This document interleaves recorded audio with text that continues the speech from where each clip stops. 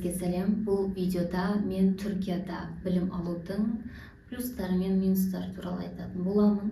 Бұл Түркия бурслары бағдарламасына өтінім берген уақытта менің ойымда көптеген ожидание болды. Мен көп нәрсе күтіп келдім. Сол ожиданием расталды ма, немесе ожидание реальность болып жаңағыда екі жақты көзқарас болып қалды ма?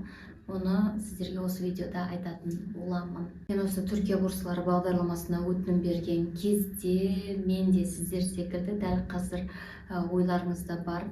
Тегін оқимын, тегін жатақханада тұрамын, тегін медстраховкам болады, жаңа орта, көптеген шетелдік достар табамын деген секілді өте керемет ожиданиемен келдім. Дәл қазіргі уақытта мен Стамбул қаласындағы Мармара университетінде магистратураның соңғы курсында оқып жатырмын, диссертация жазудамын. Енді дәл қазіргі уақытта мен басқа да студенттерге осы бағдарлама бойынша грантқа түсуге көмектесемін, және менің басымнан өткен, менің студенттерімнің басынан өткен кейстермен осы бүгінгі ожидание реальность деген видеомызда бөлісетін боламын. Ең бірінші ойлаған дүнием ол беззаботная студенческая жизнь. Яғни ешқандай қиындықсыз, кәдімгідей кинодан көргендей, сериалдан көргендей сондай бір керемет студенттік өмір болады деген секілді қиял менде де болды. Екінші, стипендия барлық тірлігіме, өміріме жетеді деген ой, ожидание. Реальностьқа келетін болсақ, барлығы біз ожидать еткендей бола бермейді. Бұл реальностьта мен ойлағандай 100% керемет студенттік өмір болған жоқ. Оны сөздің ашық айту керек. Өйткені келген кезде біз ойлаймыз ғой, культура жағынан, мәдениет жағынан ұқсас, тіліміз ұқсас, тез адаптация өтіп кетеміз деген секілді. Адаптация өте аласың, егер сенің нақты ынта жігерің болса оқуға. Егер мен оқимын, тіл үйренемін, бірден ортаға сіңіп кете аламын десеңіз, бұл сізге идеальный вариант. Және екінші дүние, стипендия барлық қажеттіліктерін жаппайды, әрине. Биыл стипендияның суммасын көтерді, суммасын осы жерге жазып кететін боламын.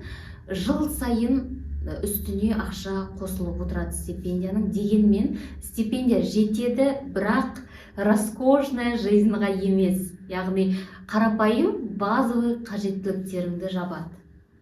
Ол рас.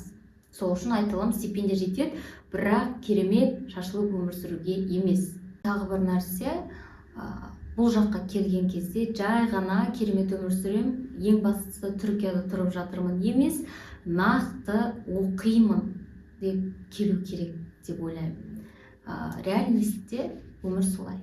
Яғни нақты оқимын, осы академиялық өмірде дамытамын өзімді дейтін болса, сіз үшін идеальный шанс бұл программа.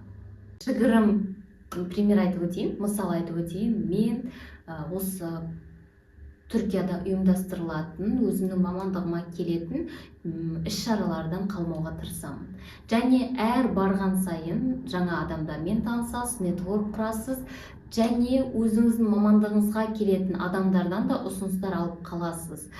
Каналдың атын айтпай қояйын, бірақ дегенмен соңғы барған бір іс-шарамда осы Стамбулдағы ең үлкен холдингтердің бірі осы каналдардан бір ұсыныс түсті, стажировка ретінде келіп, кейін жұмыс жасауға мүмкіндік ала аласыз деген секілді. Сондықтан айтарым, егер осы программамен оқуға түсіп жатқан студенттер болса, түсіп болған студенттер болса, енді келгеннен кейін міндетті түрде өзіңіздің мамандығыңызға байланысты іс-шаралар болатын болса, қалмауға тырысыңыз. Өйткені ол жерде сізбен бірдей көзқараста, бірдей бағытта мақсат құрған адамдар көп болады. Яғни сіздің целевая аудиторияңыз сол жерде, бір сөзбен айтқанда. Қандай студенттерге лучше не стоит подаваться? Қандай студенттерге? Бірінші, Қазақстанға кетіп қалсам болды, Түркияға барып тұрсам болды. Мен оқымаймын, просто главный маған грант берсе, мен сол жақта өмір сүрейін дейтін болса, мүлдем келмеңіз, керек емес. Екінші, жатақханада тұруға дайын болмасаңыз, келмеңіз, мүлдем. Үшінші, адаптациядан өте қиын өтетін адам болсаңыз, тоже келмеңіз. және инстаграмдағы керемет өмірлерді көріп, там турецкий сериалдардан көрген өмірдей, солардың өміріндей өмір сүрем деп ойлайтын болсаңыз, то келмеңіз. Бірінші розовый очкиді шығарамыз, шешеміз, содан кейін барып Түркияға келеміз. Себебі грантта оқу бұл сіздерге бесплатный өмірге бір билет емес. Бұл жауапкершілік. Сіз қанша адамның ішінен грант ұтып алатын болсаңыз, мысалы, сол грант үшін жауаптысыз деген сөз. Өйткені шетелдік грант болғаннан кейін, осындай мүмкіндіктер ұсынылғаннан кейін, міндетті түрде соңында бір результатын көрсету керек. Ол өзіңіз үшін де, өзіңіздің болашағыңыз үшін де өте маңызды фактор болып табылады. Және соңғы дүние, мен егерде уақытты кері артқа айналдыратын болсақ, осы программаға қайта тапсырар едім магистратураға? Жауап иә.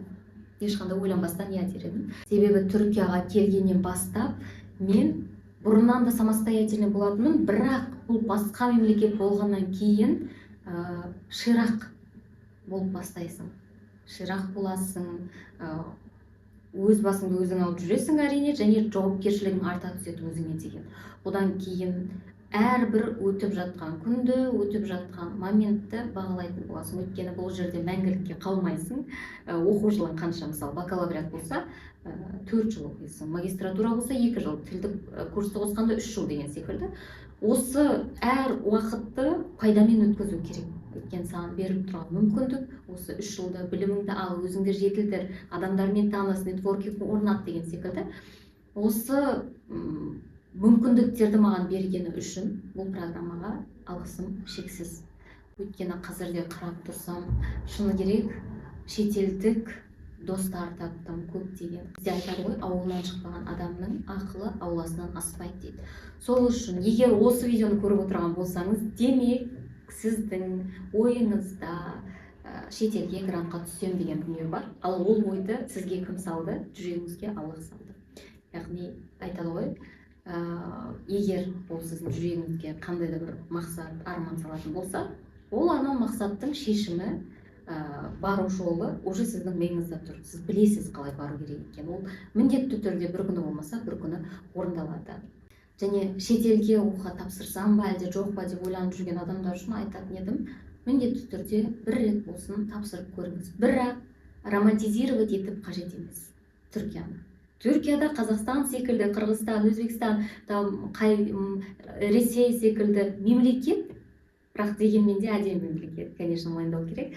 Бірақ романтизировать етіп қажет емес. Розовый очкимен келсем өмірім керемет болып кетеді деген секілді оймен келмеңіздер. Қатты ожидать етіп келмеңіздер, реально қарауға тырысыңыздар.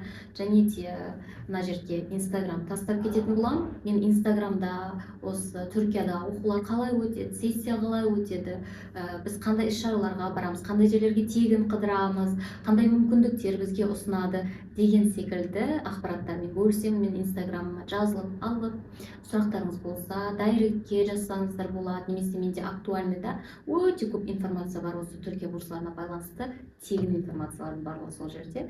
Видео ұнаған болса, каналға жазылыңыз, және алдағы уақыттарда осындай пайдалы видеоларды шығаруға тырысамын.